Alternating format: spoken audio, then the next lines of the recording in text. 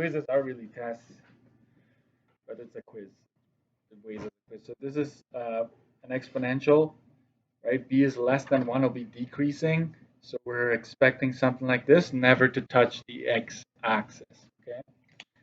And so based on this domain goes from negative infinity to positive infinity, and the range, you get close, it doesn't go negative infinity, right? It couldn't be A, for example, right? Because it just never, like this is called the asymptote, right? It just never crosses, so it has to be this one, okay? So pay close attention to that. Next, this one, if you looked at the graph, look, it crosses right there. Okay, it cannot be an exponential. I wrote it down for most of you if I had the time. So these two are out, not even considering. So now we're down to one of these, and this B is less than 0, right? So that means it's going to be decreasing like this. If B is positive, it's going to do this. Right? B is greater than 0. So it was down to these, and D wins this one because of the shape of that graph. All right, so next. So here I needed to see something along, like, look at your scatter plot, right? Go zoom 9, turn on plot 1, zoom 9. The scatter plot looks like this.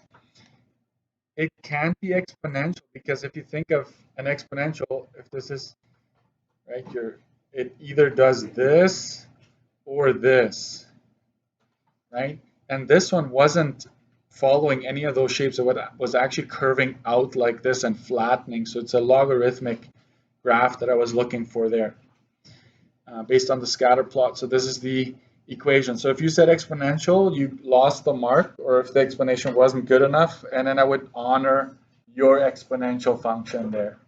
If it was done right, I would actually enter this and check, okay? And this one is also logarithmic. So I wanted to make sure you didn't like, oh, one is going to be exponential, one is going to be logarithmic. I wanted you to like really understand the shape, right? Yeah.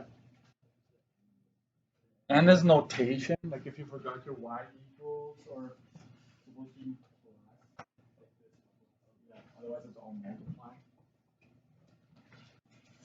So this one, what was the big issue here? It can't be exponential, and some of you actually did mention that.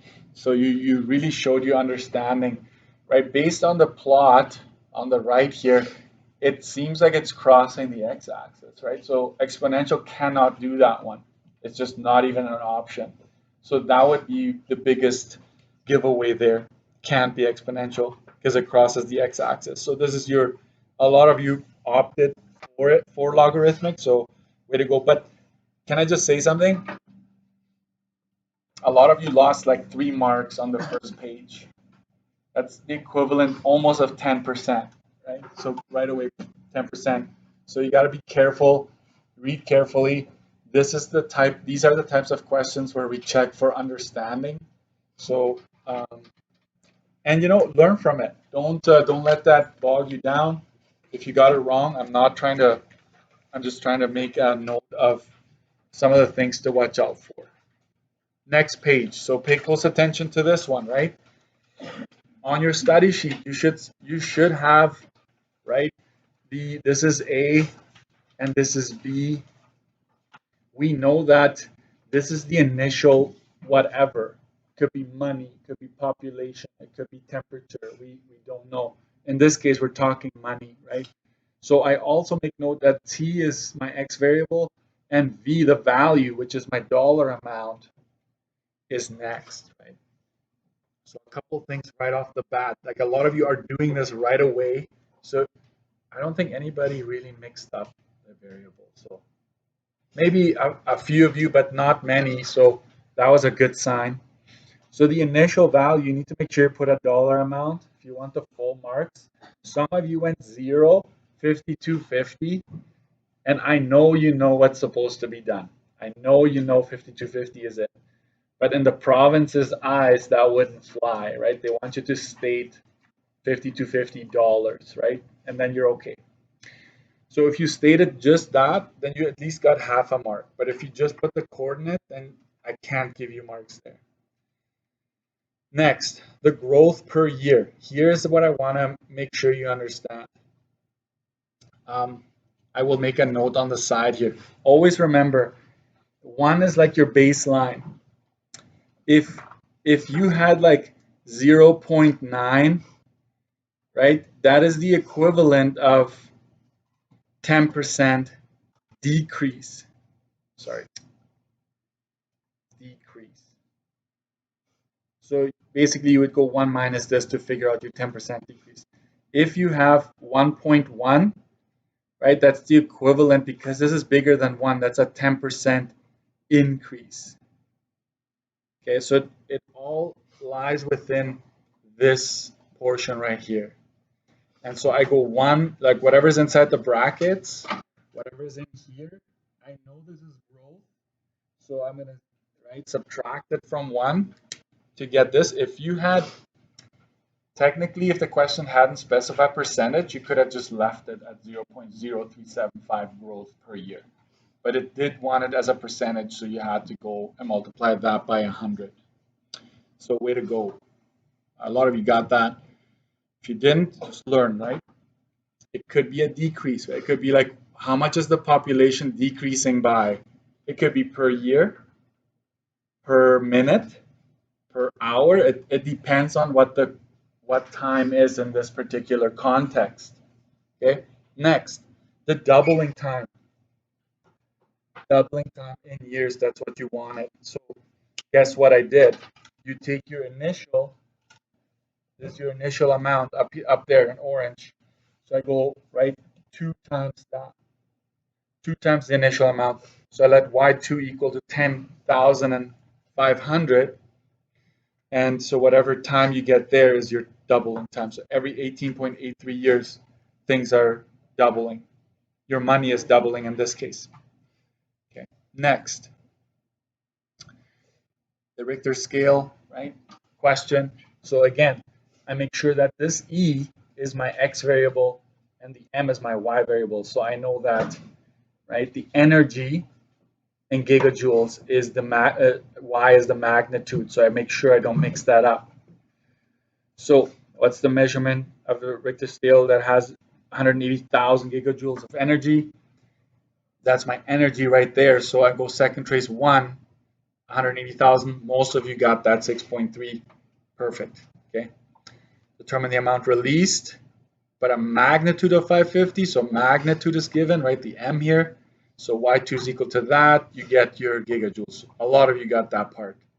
This is where we had some of you subtracted, which you know what, I appreciated that. You're like, you knew that you had to do something. But when it's how many times more energy, that is dividing. Okay? If it asks for what's the difference or anything like that, you need to divide. So your answer here that you got, which a lot of you did get, right, is over here. And we divide it by the previous answer. So then we know how many times more, 177.78 times more. That was your final answer there. I kept that out of 1. I should have made it out of 2, but then a lot of you would have lost more on that one. So I just kept it out of 1. Okay, so I give you half a mark if I saw this, and then another half mark for dividing, even though I'm pretty sure the province would have given it a full mark. Next question. What do I want? I want to make sure you understand this. An exponential has to have a y-intercept, right? Include y-intercept, because exponentials have a y-intercept. So that should have been there. I was looking for that, okay, for sure. And because this never touches the x-axis, there is no x-intercept, correct? So I kind of have to give you a little bit of a hint. How much do I want you to show me? That's why I went 720 hours, right? So a lot of you took that cue and you realize, okay, I just need to make sure I include all of that. So I went up by 60 along the x-axis, 25 y-axis, and then just time and percent remaining, because I already identified that, right? Time is x, p is y. So time and percent remaining. This was done fairly well. So find a few points along the way, halfway maybe.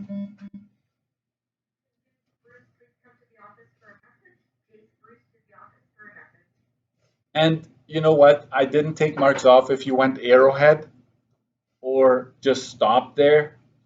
I would say it wasn't saying that it stops. I was just asking it to graph including 720, but because it was a little vague, I just said I'm not going to worry about that. Okay, so if I did take marks off for that, come and see me. I'm pretty sure I wouldn't have. Okay, so if you see an L, that's labeling. If you see X scale, Y scale, that's a full mark off, and that's probably because your gaps were inconsistent. So you had like a bigger gap and then a smaller gap. Yes, man. Go ahead. So 10 days, there it is again. We have our time in hours, so we had to go 10 times 24 to go 240. So second trace 1, 240. That's your answer. And notice that my answer is already as a percentage. You don't have to multiply that by 100 or anything like that. Next, half-life. What's my half-life? How did I get that 50, folks? I went 100, right? My initial amount. I'm going to use a different color here. I'm going to highlight that 100. So I basically went 100 minus divided by 2 to get that 50, right? I'm going to highlight this 100 here as well. So you know, like the 100, if it had been 1,000 there in the A spot, you would have gone 1,000 divided by 2, that's 500. Whatever the initial amount is, it's divided by 2. And remember, it's half-life, so we want half of what we started with. Okay? So the half-life is 192.19 hours in this case. How long will it take till you're at 1%? So Y2 is 1, and so it's approximately 1276.91 hours for that to happen. Keep going. Oh, there we go. There's the logarithmic.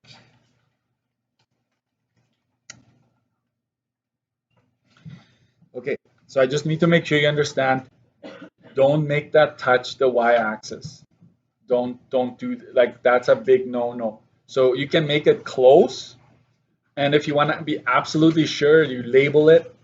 Okay, but where would I start here? I would definitely start with the x-intercept, right? Logarithmic has x-intercept, but no y-intercept. So, and this is something you need to understand, is that intensity goes first, and then D stands for distance between the car and the observer. That's my second. So distance in meters here, intensity here. Way to go. Most of you didn't fall for having it the other way. I have my equation. I start with that. So this x-intercept tells me what my scale should be. That's why I started with it. Okay. Same with the other one. I start with my y-intercept, and then I just went out to 720 because I told you so. And there's an arrowhead. So this is what the graph looks like. Determine the distance to an oncoming car if the intensity is 75. So remember, intensity is the x value. So I go second trace 1, x is 75. So 39.14 meters is my answer there. What is the maximum intensity? You cannot use second trace max because this thing actually doesn't have a max. It just keeps on going indefinitely. If you do second trace max, it will find something. It will be based on what's on your screen. So it'll just find the highest point on your screen, and we know that it just keeps going. So this is the highest intensity right here, right? Because if you look at intensity, the highest is right there, 129.17. Because you can't get any closer than 0 meters, you would get hit, right? At that point, the observer gets hit by the car, then you would see a light of a different kind. Anyways, um, this is actually an old exam question. I don't know how far back, but this one, I added some to it, but this logarithmic was part of it. Some of you said because the distance can't be negative. I think that's also valid. So if I took marks off for that, come and see me. Okay, keep going. Okay, if it's doubling time, folks, or half-life, you know this is an exponential because some of you tried some logarithmic, right? So exponential. Doubling time, logarithmic. So that's a mistake. One of the mistakes. Another mistake was what can you guess? Which mistake? The biggest one, in my opinion, is you didn't start at 0 here. A lot of you started at 3.5. So then you went from 3.5, you kept adding. The other common mistake is that you doubled the time and you doubled your bacteria. But that's not true. This is going up by 0.35. And this is being doubled. It's not the time, it's the other. So bacteria, money, whatever the other thing is, that's what's being doubled. Okay. So keep that in mind. So that's your equation there. Tell me what regression you're using. Some of you were just giving me some kind of equation and I couldn't tell. Some of you tried linear, so be careful. Linear is definitely not, when it comes to exponential growth, linear won't do it. And after like 10,000 bacteria, go second trace 5, and this is how long it will take. Okay. I think here you would have to adjust your window. Okay. Adjust window. So you gotta, like, if the values are vastly outside of what you're looking at, make sure you adjust your window. Please also include your X and your Y axis on your screens.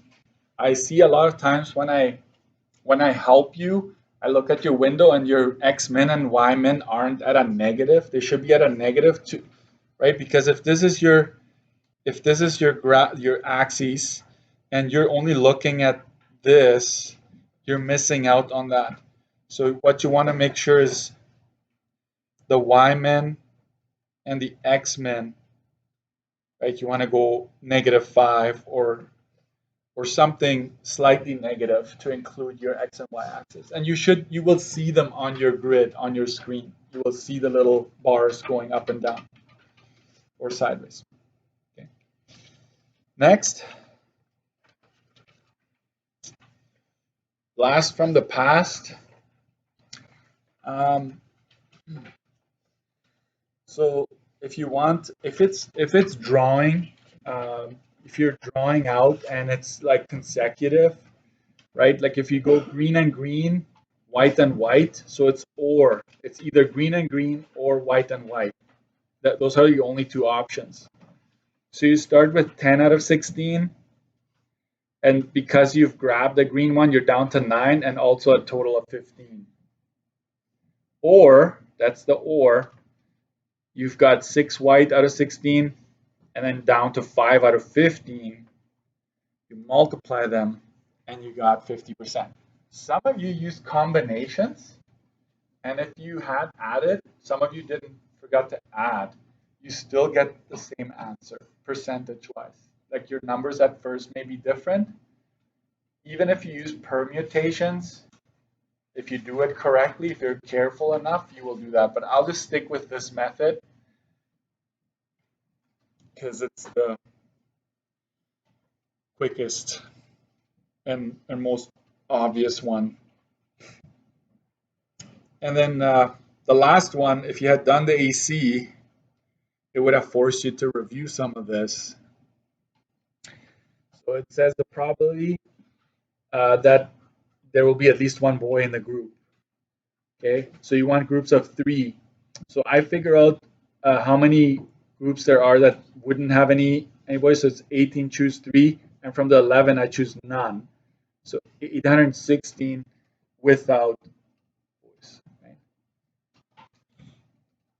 So probability of at least one boy, you would go 29 choose 3 because you have 29 and you're choosing 3. That's all possible answers. You subtract having no boys in it, and then over 29 choose 3. That's my total. And so I would have given you 1 mark for this, 1 mark for that, and then 1 mark for that. There's essentially 3 pieces here. And some of you did get it. So you most likely went back and reviewed this. So way to go. Okay.